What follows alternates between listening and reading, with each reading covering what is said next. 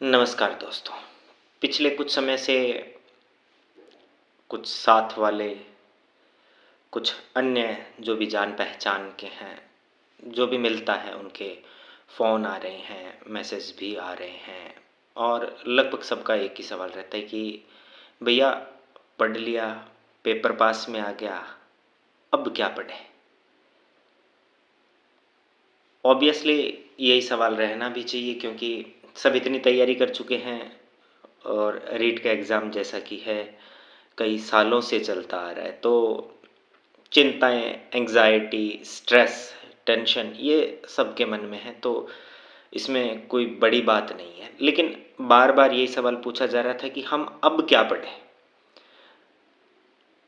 हर अभ्यर्थी जो किसी कंपटीशन एग्ज़ाम की तैयारी करता है उसकी पहली सोच ये रहती है कि मैं तैयारी अच्छे से करूं, अच्छे मेरे पास नोट्स हों, अच्छे मेरे पास बुक्स हो, अच्छा मेरे पास गाइडेंस हो। तो वो सब स्टेज जो है वो आपने कवर कर ली।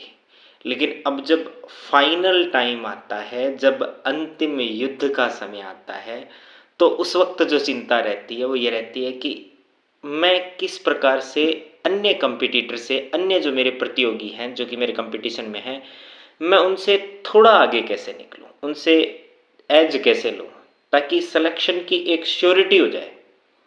और इसी चक्कर में व्यक्ति हमेशा इसी तलाश में रहता है कि मुझे कोई अच्छे नोट्स मिल जाएं, मुझे कोई अच्छी बुक्स मिल जाए जो मैं फाइनल टाइम में अच्छे से कवर कर लूं और एग्ज़ाम में मैं 2 4 5 प्रश्न अतिरिक्त कर लूं दूसरों से, साथ वालों से। तो ये आपका अकेलों का सवाल नहीं है, ये लगभग हर व्यक्ति के मन में रहता है और रहना भी चाहिए।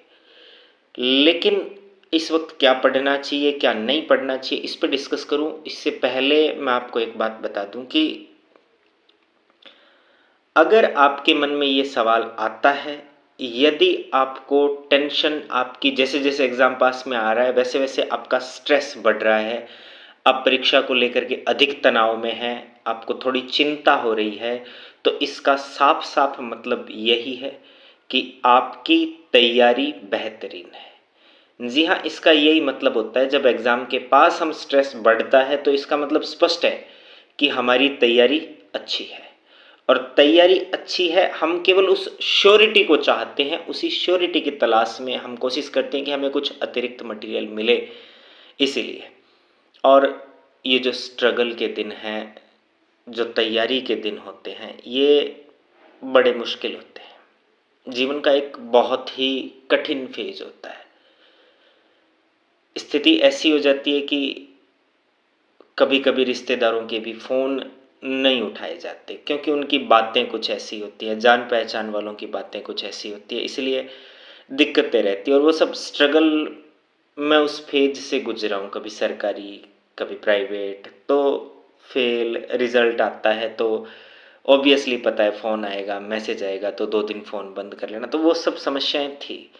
और जब तैयारी कर रहे थे तब ये था कि तैयारी कैसी है, अब की बार तो हो जाएगा ना। तो ये सवाल रहते हैं और यही सवाल हमारी चिंताएं भी बढ़ाते हैं। लेकिन वो भी हमारे शुभचिंतक हैं, उनकी चिंताएं होना भी लाजमी है हमारे प्रति। लेकिन इन स्ट्रगल के दिनों को भूलिए मत। ये स्ट्रगल के दिन आपको परेशान ज़रूर कर रहे हैं, लेकिन याद रखिएगा, संघर्ष जितना कड़ा होगा कामयाबी उतनी शानदार होगी। जब आपको ये लगे कि नहीं यार अब बहुत हो गया है, तो 2 मिनट के लिए आंखें बंद करके उस पल को याद कीजिए जब आपका रिजल्ट आएगा और वो रिजल्ट आपका सकारात्मक होगा। और उसके बाद एक बार फिर से आंख बंद करके 2 मिनट के लिए सोचिए जब आपका रिजल्ट आएगा और वो रिजल्ट भगवान न करे नकारात्मक होगा, तो आपको अपने आप राह मिल जाएगी, आपको अपने आप दिशा मिल जाएगी। अब हम आते हैं मुद्दे पे कि एग्ज़ाम के जस्ट पास में यानी इस वक्त क्या पढ़ना चाहिए और क्या नहीं पढ़ना चाहिए। तो मेरा खुद का अनुभव ये कहता है और मेरा खुद का विश्वास भी यही कहता है और मैंने यही किया है। एग्ज़ाम के लिए जब मैंने प्रिपरेशन की थी तो मैंने भी यही किया था कि जो आपकी पुरानी किताबें हैं, जो आपके पुराने नोट्स हैं, जो भी आपने बनाए हैं या नहीं बनाए हैं, आप जिस किसी भी गाइड से पढ़े हैं, उसको मत छोड़िए। आप उसको रिवाइज कीजिए बार बार। जी हाँ, जो आप पढ़ चुके हो आप अब उसी को पढ़िए। अब आप उस चीज़ पे फोकस मत मत कीजिए जो आपको नहीं आता है या जो आपका वीक पॉइंट है, अपनी कमजोरी पर फोकस मत कीजिए। अब आप अपनी स्ट्रेंथ पर फोकस कीजिए। जो चीज़ आपको आती है आप वही चीज़ पढ़िए, बार बार वही चीज़ पढ़िए, उसी चीज़ को 10 बार 20 बार, जो आपने इतने साल भर 6 महीने 8 महीने 10 महीने आपने तैयारी की है, इतने दिनों में आपने जो पढ़ा है आप उसी चीज़ को बार बार पढ़िए। वही आपके लिए सबसे ज़्यादा फायदेमंद होगी एग्ज़ाम के लिए। इस वक्त कोई नई बुक नहीं, कोई नए नोट्स नहीं, भले वो कितने भी बेहतरीन हों, बिल्कुल फोकस मत कीजिए। अगर इस वक्त आपको फोकस करना है तो प्रीवियस ईयर क्वेश्चन पेपर, पिछले सालों में जो भी पेपर हुए वो उठाइए, उनकी बुक कोई मिल जाएगी आपको। वो नहीं तो जितने ज़्यादा हो, जैसे इंग्लिश जैसा सब्जेक्ट है जिसमें ग्रामर ज़्यादा आती है या हिंदी ग्रामर है, तो उनके लिए आपको कहीं भी टेस्ट पेपर मिले तो वो टेस्ट पेपर उठाइए। इंग्लिश का बेस्ट तरीका है, हिंदी की व्याकरण भी करनी है तो यही तरीका रहता है, मैथ के यदि होता है तो उसका भी यही तरीका रहता है। जितने ज़्यादा आप क्वेश्चन सॉल्व करेंगे आप उतने ज़्यादा परफेक्ट होंगे। इसीलिए खाली क्वेश्चन सॉल्व, टेस्ट पेपर, उन्हीं पे फोकस कीजिए, नई किताब नहीं, नए नोट्स नहीं। और ये नए वाला चक्कर करंट अफेयर का यदि कहीं नाम आ जाता है तो वहां ज़्यादा आ जाता है। देखो, ऐसा नहीं है कि आपका पेपर 25 तारीख को है तो कोई 23 तारीख वाला करंट अफेयर पूछेगा, नहीं।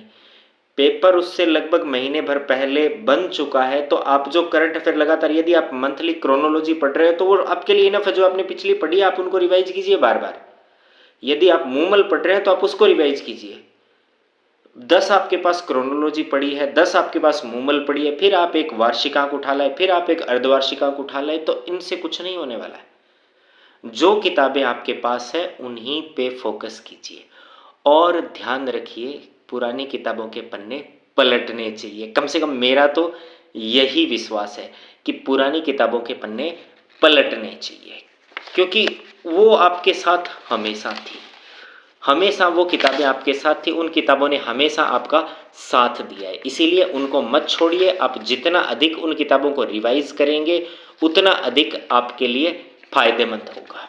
और अब यदि बात करें आपके एग्ज़ाम के बारे में, तो देखो, एक अब्दुल कलाम सर के टीचर हुए थे जिनका नाम था अय्यदुरी सोलोमन। अब्दुल कलाम सर की एक किताब है बोर्न टू बी ब्लूज़म, तो उस किताब में इसका थोड़ा सा वर्णन आता है। तो उन्होंने एक जगह लिखा है कि वो मेरे सर थे, वो हमेशा कहते थे कि to succeed in life and achieve result you must understand and master 3 things.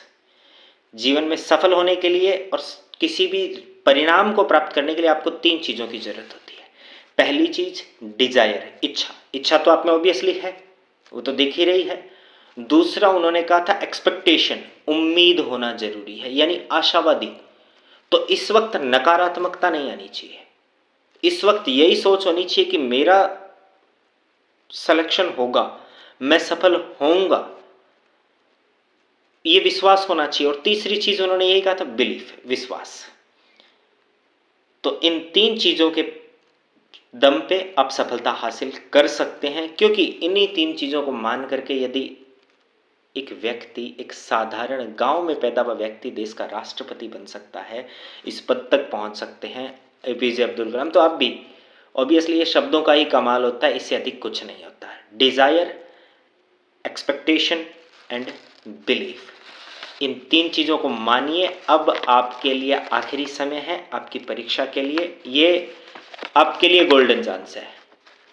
आप इन अभी ये जो आपके पास 10 15 20 दिन, जितने भी दिन हैं, इन दिनों में आप अपनी ज़िंदगी को बना सकते हैं, आप अपने सपनों को सच कर सकते हैं। ये आपके सपनों का समय है। याद रखिए, अब्दुल कलाम सर ने कहा था उसी किताब में कि we must never dismiss our dreams.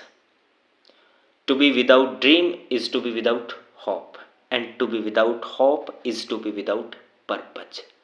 सपने होना जरूरी है जीवन में, इसीलिए अपने सपनों को जिंदा रखिए।